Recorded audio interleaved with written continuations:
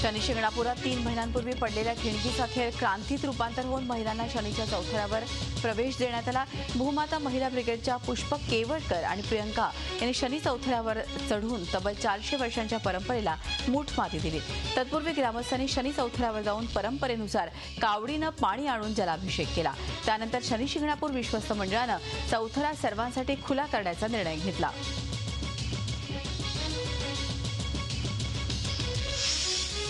शनी शिंगणापूर ते शनी चौथऱ्यावर जाऊन महिलांना आता दर्शन घेता येणार आहे। यापुढे कोणालाही दर्शन घेण्यापासून अडवलं जाणार नाही असा निर्णय देवस्थान समितीने घेतला आहे। आज सकाळी ग्रामस्थांनी विश्वस्तांचा विरोध डावलून चौथऱ्यावर जाऊन जलाभिषेक केला। ग्रामस्थांनी पारंपरिक पद्धतीनं कावडीतून पाणी वाहिलं। त्यानंतर देवस्थान समितीनं कोणालाही प्रवेशाची मुभा देण्याचा निर्णय घेतला।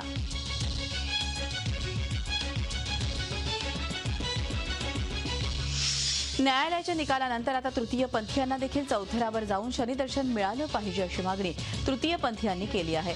एवढंच नाही तर येत्या शनिवारी सर्व तृतीयपंथी शनी शिंगणापूर इथे शनी चौथऱ्यावर जाऊन शनीला तेलाभिषेक करणार असल्याचा इशारा तृतीयपंथीयांनी दिला आहे। कराडच्या गोपाळनगर कारवे येथे महाराष्ट्रातील गोपाळ समाजातील जात पंचांनी जात पंचायतीला तिलांजली देत प्रचलित न्याय व्यवस्थेचा स्वीकार करण्याचा निर्णय डॉक्टर हमीद दाभोळकर यांच्या उपस्थितीत घेतला आहे। राज्यातील सर्व गोपाळ समाजाच्या पंचांच्या महाबैठकीत हा निर्णय घेण्यात आला। अंधश्रद्धा निर्मूलन समितीच्या प्रबोधन लढ्याचंच हे यश म्हणावं लागेल।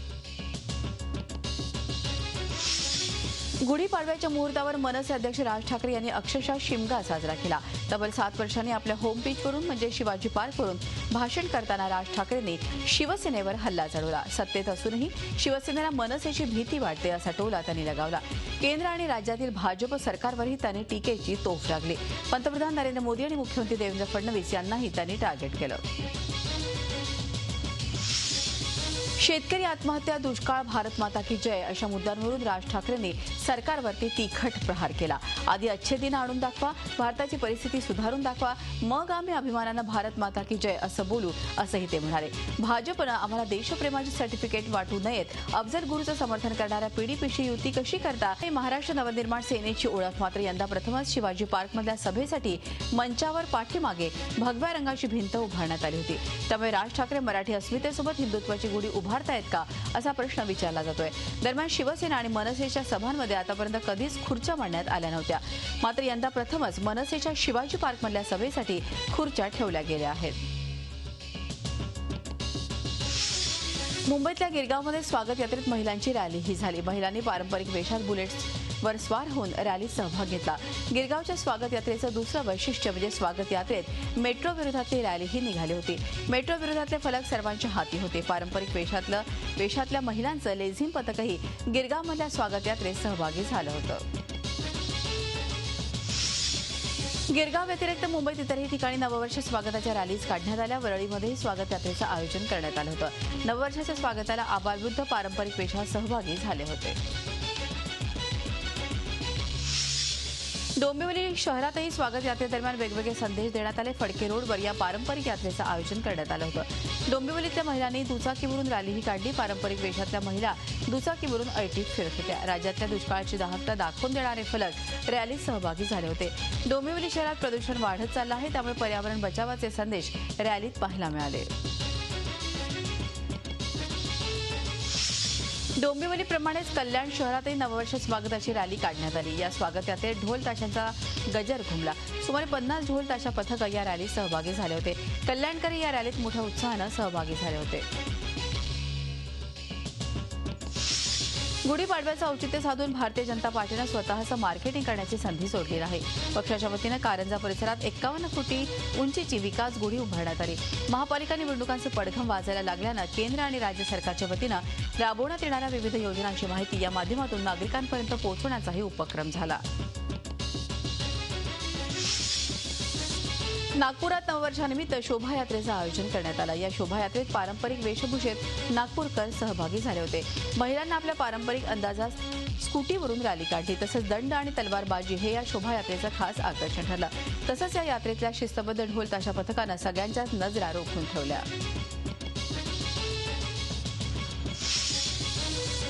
देशभरातील सराफा व्यावसायिकांनी अबकारी कराविरोधात पुकारलेल्या बंदमुळे या पाडव्याला ग्राहकांचा अनेक ठिकाणी हिरमोड झाला. मात्र जळगाव याला अपवाद ठरतं. सोनं खरेदीचा सगळीकडे मुहूर्त टळला असलेला असताना जळगावमध्ये मुहूर्त साधण्यात आला. जळगावमधील सराफाने गुढीपाडव्याला सोनं खरेदीची संधी ग्राहकांसाठी उपलब्ध करून दिली. महाराष्ट्रासह मध्य प्रदेशमधूनही ग्राहक जळगावला सोनं खरेदी करण्यासाठी येतात. सराफांचा संप असला तरी मुंबईत गणपती बाप्पा भाविकांच्या मदतीला धावून आल्याचे चित्र आहे. श्री सिद्धिविनायक गणपती मंदिर नासानं आयोजित केलेल्या सोने अलंकार आणि वस्तू लिलावाला भाविकांची झुंबड उडाली होती. याद्वारे गुढीपाडव्याच्या मुहूर्तावर श्रींच्या दर्शनासोबतच भाविकांनी सोनं खरेदीचाही मुहूर्त साधला. गुढीपाडव्याच्या निमित्तानं शिवसेना पक्षप्रमुख उद्धव ठाकरे यांनी सपत्नीक श्री सिद्धिविनायकाचं दर्शन घेतलं.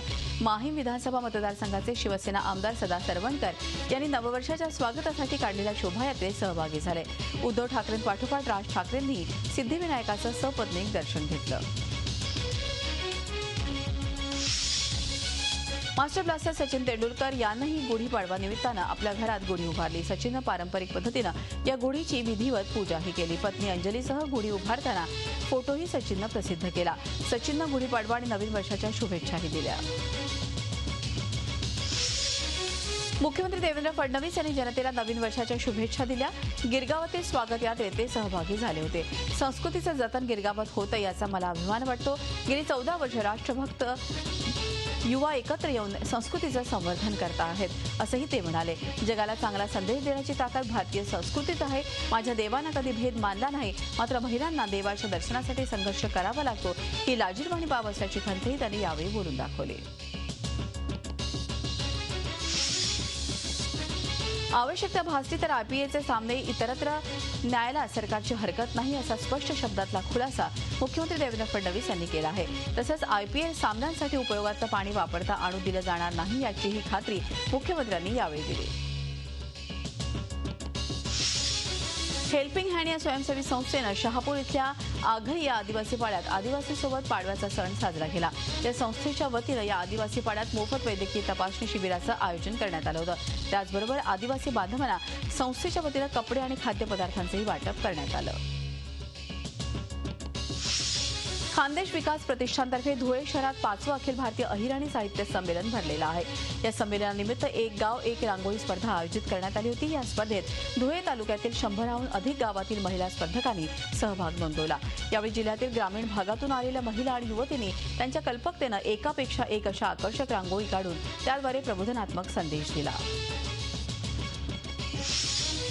अनुपम खेर यांनी पुण्यात जोरदार फटकेबाजी करत गेल्या 60 वर्षात अत्यंत महत्त्वपूर्ण असलेले आणि कधी चर्चेला न आलेले मुद्दे आता चर्चेला येत आहेत असं म्हटलं आहे.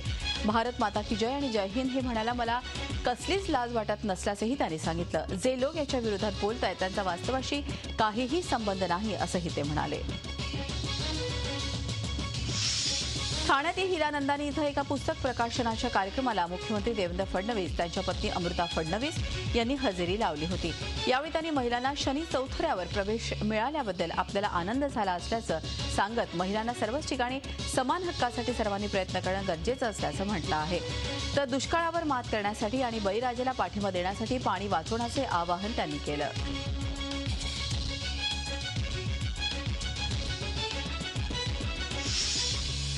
ठाण्यातील नितीन जंक्शनजवळ 3 दिवसांपूर्वी दुरुस्त केलेली पाईपलाईन पुन्हा फुटली आणि त्यातून लाखो लिटर पाणी वाया गेलं. ही बातमी झी मीडियानं दाखवल्यानंतर या बातमीची दखल घेत पालकमंत्र्यांनी घटनास्थळी भेट दिली. त्यांनी झोपलेल्या पालिका अधिकाऱ्यांना जागं केलं आणि पाईपलाईन दुरुस्तीचं काम लागलीच सुरू करून दिलं. बराच वेळ हे पाणी वाया जात होतं. मालेगावच्या आयुष्यनगर भागातील मदर आयुष्य शाळेत शिकणाऱ्या एका 5 वर्षीय मुलीवर शाळेच्या सफाई कामगारानं 2 दिवसांपूर्वी अतिप्रसंग करण्याचा प्रयत्न केला होता. याचा जाब विचारण्यासाठी आलेल्या मुलीच्या नातलगांना शाळा प्रशासनानं उडवाउडवीची उत्तर दिल्यानं संतप्त झालेल्या जमावानं शाळेच्या फर्निचरची तोडफोड करत बेंच पेटवून दिले. जमावानं पोलिसांवरही दगडफेक केली. या भागात मोठ्या प्रमाणात पोलीस बंदोबस्त तैनात करण्यात आला होता. गुढीपाडव्याच्या निमित्तानं कल्याणमधल्या काही सराफा व्यापाऱ्यांनी दुकानं उघडली होती. मात्र त्यांना विरोध करायला डोंबिवलीतले व्यापारी गेल्यानं व्यापाऱ्यांची आपापसात मारामारी झाली. केंद्र सरकारनं सोन्यावर एक्साईज ड्युटी वाढवल्यामुळे राज्यभरातल्या सोनं चांदी व्यापाऱ्यांनी दुकानं बंद केली होती. विशेष म्हणजे डोंबिवलीच्या काही व्यापाऱ्यांनी रिव्हॉल्व्हरचा धाक दाखवल्याचा कल्याणच्या काही व्यापाऱ्यांचा आरोप आहे. नववर्ष स्वागत यात्रेत बहुतांशी चित्ररथातून पाणी बचतीचा संदेश देण्यात येत होता. कल्याण डोंबिवली महापालिकेच्या वतीनेही असा एक चित्ररथ तयार करण्यात आला होता. यातील परस्पर विरोधाभास म्हणजे हा चित्ररथ जिथून निघाला तिथेच त्याच्याच शेजारी महापालिकेच्या पाईपलाईनमधून पाण्याची गळती सुरू होती. अखेर झी24 तासच्या प्रतिनिधीनं ही गळती दाखवून दिल्यावर सूत्र हल्ली आणि गळती बंद करण्यात आली. नाशिक शहरात आता इलेक्ट्रिक सायकलचा वापर करण्यास सुरुवात झाली आहे. इंधन बचतीसोबतच पर्यावरण रक्षणाचाही संदेश यातून देण्यात येतो आहे. सोलर लिथियम बॅटरीचा यात वापर करण्यात आला आहे. नाशिकमध्ये हा कौतुकाचा विषय ठरला आहे. गेल्या 8-15 दिवसांपासून कोरड्या पडलेल्या नाशिकच्या रामकुंडात टँकरच्या माध्यमातून पाणी सोडण्यात आलं. तारवारा नगर परिसरातल्या विहिरीचं पाणी रामकुंडात सोडलं जात आहे. या परिस्थितीचा पाठपुरावा करण्याविरुद्ध झी24 तासनं गेल्या 2 दिवसांपासून लावून धरलं होतं. त्याची तात्काळ दखल घेत टँकरच्या माध्यमातून का होईना पण रामकुंडात पाणी आणण्यात आलं. उजनी बॅकवॉटरच्या शेतकऱ्यांना केवळ 2च तास वीज पुरवठा होणार आहे. त्यामुळे इथले शेतकरी आंदोलनाच्या पवित्र्यात आहेत.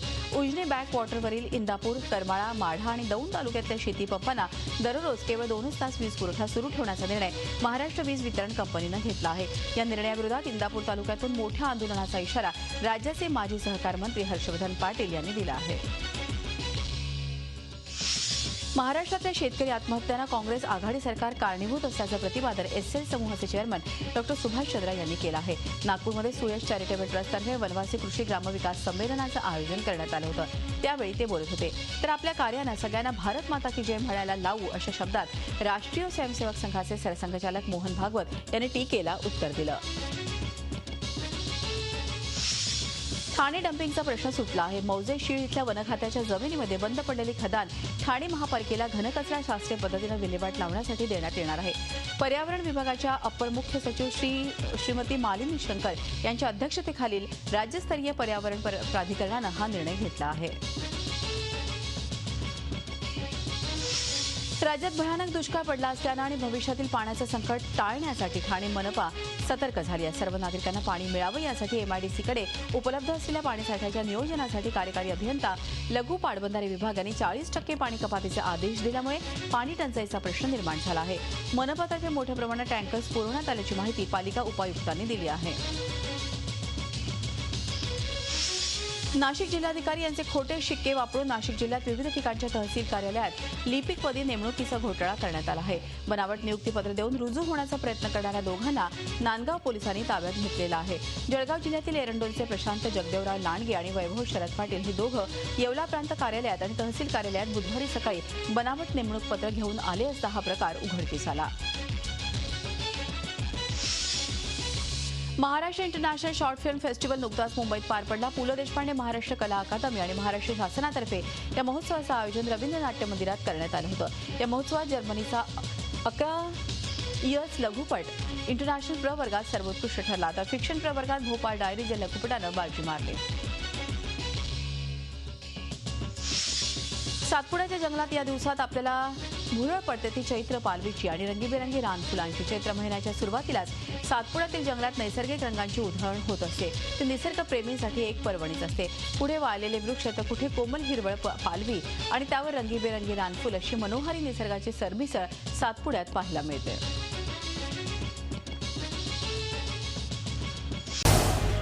झी 24 तास रहा एक पाऊल पुढे.